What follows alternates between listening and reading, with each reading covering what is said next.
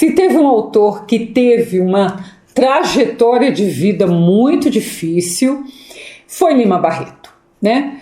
Então o vídeo de hoje é para fazer uma biografia dentro da playlist Quem Foi, mas também tentar explicar por que o escritor teve tão pouco reconhecimento dos seus pares na sua época. Não é nem falta de reconhecimento, é um desprezo mesmo, tá?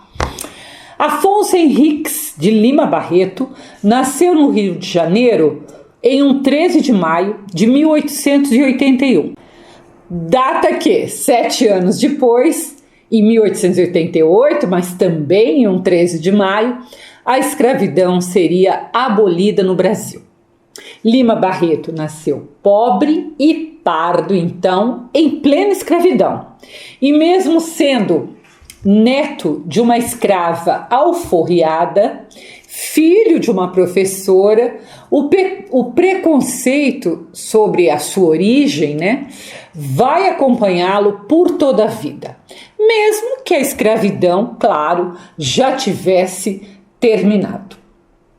Muita gente pensa que o simples fato de ter sido assinado um documento abolindo a escravidão, a sociedade tenha mudado o seu comportamento de uma hora para outra.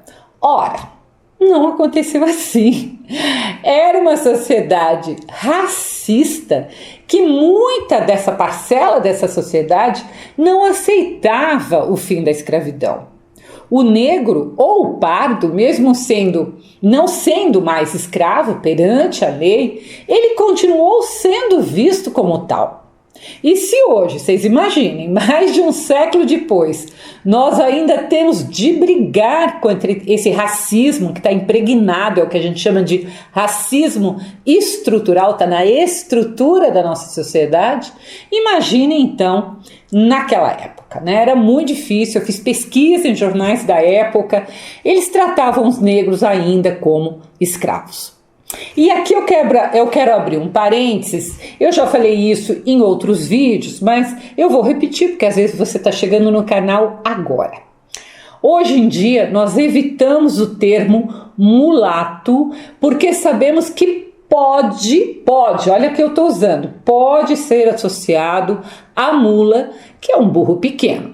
Mas naquele tempo o termo era justamente para designar um homem forte, viril, e tanto o próprio Lima Barreto quanto outros escritores, tanto faz escritores brancos, negros ou pardos, usavam o termo mulato sem qualquer problema. Então, quando você ouvir alguém falar mulato, não fique na defensiva, porque tem esses dois significados.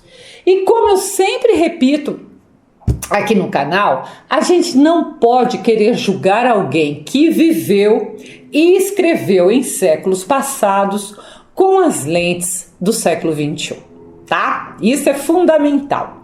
A sorte do menino Lima Barreto é que ele era afilhado do Visconde de Ouro Preto e isso possibilitou que ele fizesse o prestigiado Colégio Dom Pedro II e ainda começasse a fazer o curso de engenharia, que ele não concluiu porque ele precisava trabalhar para ajudar a sustentar a sua família. O escritor, ele já havia perdido a mãe aos 6 anos de idade e nessa época que ele estava fazendo ali a faculdade, o seu pai, até então um tipógrafo que ganhava até razoavelmente bem, pobre, mas razoável, foi diagnosticado como doente mental grave. Então, sem muitas opções, o Lima Barreto larga a faculdade, vai ser funcionário público na Secretaria de Guerra, o que lhe garantia então um ordenado, um sustento, e aí ele, concomitante, começa então a escrever muitos dos seus textos e muitos textos jornalísticos. Seu estilo coloquial foi um choque para o estilo erudito que reinava na época e fez com que o movimento silencioso dos intelectuais e jornalistas da época não fizessem nem crítica aos seus romances. Quase, gente, como se fosse um apagamento, um desejo de desaparecer com esse escritor que estava chegando ali querendo quebrar as regras estilísticas com sua linguagem fácil, coloquial, muitas vezes até a linguagem das ruas. Era então como se os intelectuais, escritores, jornalistas da época, com o seu silêncio sobre os textos e os romances de Lima Barreto, estivessem dizendo que não valia nem a pena fazer uma crítica, deixando claro que o que Lima Barreto fazia era uma literatura menor ou nem era literatura. Não podemos esquecer que muitos escritores daquela época eram o quê? Parnasianos. E os parnasianos, a coisa mais importante para eles é a forma, a beleza estilística. Então isso é tão ou mais importante até a forma do que o conteúdo para os parnasianos. Então era muito... dá para a gente entender por que eles colocaram Lima Barreto de lado. É famosa uma briga entre o escritor Coelho Neto, que era parnasiano, e o Lima Barreto. O Lima chegou a afirmar que o Coelho Neto era o sujeito mais nefasto que já tinha aparecido no meio intelectual. Enquanto que, como é que o Coelho Neto respondia? O Coelho Neto, na maioria das vezes, de vez em quando ele respondia, mas na maioria das vezes ele mantinha o silêncio, como se não valesse nem responder a Lima Barreto, tá? Então é um desprezo total. Vamos lembrar que a obra-prima do Lima Barreto, Triste Fim de Policarpo Quaresma, que é de 1911, ela narra a história de um patriota ingênuo que propõe o tupi-guarani como língua oficial e acaba devorado pela burocracia e também pelo autoritarismo ali do governo de Floriano Peixoto. Claro que este romance, então, é uma ironia usada pelo escritor justamente para poder falar da língua, para poder falar da linguagem, como é que ela deveria ou não ser no dia a dia. Aqui eu quero abrir outro parênteses para você pensar junto comigo na linguagem. Como a linguagem ela pode ser um instrumento de poder. Se uma pessoa de uma classe alta, ela usa uma linguagem muito erudita, de difícil entendimento ao se expressar, o que ela está fazendo? Ela está excluindo todos aqueles que não são da sua classe, o que é um absurdo, né? E não apenas, gente, na literatura. Isso o Lima Barreto percebeu rapidamente, mas note que até hoje há grupos que insistem em usar um linguajar muito diferenciado para eles se sentirem diferenciados, para eles se sentirem muito importantes.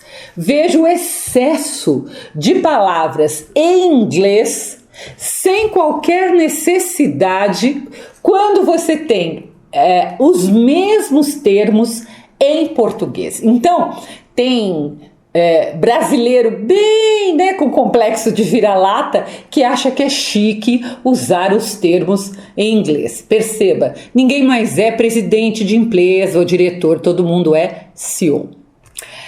Lima Barreto, então, com a sua inovação de linguagem simples e coloquial, ele tem ali no comecinho do século XX uma atitude pré-modernista, que viria então a se estabelecer somente alguns anos depois, em 1922, com a Semana de Arte Moderna, que eu já falei bastante aqui no canal, tem vídeo sobre a semana.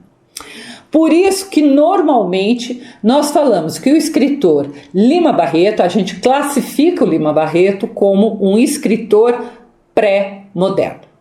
Para quem quiser estudar um pouco sobre o período pré-moderno na literatura, eu recomendo esse livro, que é bem pequenininho, mas ele é excelente, do professor Alfredo Bose. Quem nunca ouviu falar, Alfredo Bose foi um dos maiores críticos literários que o Brasil já teve e de quem eu tenho a honra de ter sido aluna, tá? Então, dá para entender. Normalmente o pré-modernismo se estuda muito romantismo, realismo, parnasianismo, modernismo, mas se esquecem do pré-modernismo. Bem, além do problema da linguagem inovadora e satírica, os seus romances eram de crítica social, o que, claro, incomodava muita gente poderosa. Aliás, o Lima Barreto, ele era mais que um crítico social. Ele era um verdadeiro memorialista. O que é isso? É quem escreve relacionando em suas histórias os principais acontecimentos da vida política ou social do país, né? Então, quais eram esses fatos que você vê na obra? A participação do Brasil na Primeira Grande Guerra, você vê a campanha contra a febre amarela, o jogo do bicho, o futebol, a chegada do futebol, a Semana da Arte Moderna e tantos outros fatos reais que habilmente, então, o escritor misturava com a sua ficção. E para completar, muitos de seus personagens eram retratos de personalidades famosas e conhecidas. E talvez, ou muito provavelmente, elas eram identificáveis para aqueles, claro, que viviam na mesma época do Lima Barreto. Obviamente, o retrato que o escritor fazia dificilmente era um retrato positivo, o que causava então ainda mais problemas de aceitação para o escritor. Então eu enumerei aqui 3 grandes razões para ele ter sido posto de lado. Aqui na tela você vai estar aparecendo agora nomes dos romances do escritor e o ano de seu lançamento. Então, o primeiro romance é Recordações do Escrivão Isaías Caminha, 1909. Depois, Triste Fim, de Policarpo Quaresma, 1911. Numa e a Ninfa, 1915. Vida e Morte de M.J. Gonzaga de Sá, 1919, e Clara dos Anjos, que vai de 1922 a 1948 e é sua obra póstuma. Uma das poucas vozes a reconhecer o talento de a reconhecer o talento de Lima Barreto na sua época foi Monteiro Lobato, que também foi editor de seus livros, né? E eu costumo chamar a atenção de vocês para o fato de que se Lobato fosse tão racista como hoje as pessoas ficam repetindo, às vezes até sem conhecer Lobato, né? Ele não teria, primeiro, publicado a obra e nem declarado inúmeras vezes o quanto ele achava brilhante Lima Barreto. Ora, Lima Barreto era pardo, então ele era a voz dissonante. Enquanto todo mundo estava ali desprezando Lima Barreto, também por ser pardo, o Monteiro Lobato agiu completamente ao contrário. Havia uma admiração mútua entre os dois escritores. Lobato chegou a dizer que Lima Barreto escrevia com sangue e não com tinta. Então é para mostrar como ele era verdadeiro. Para ele, a vivacidade e a verdade humana nos textos do Lima Barreto eram infinitamente superiores à perfeição gramatical dos parnasianos.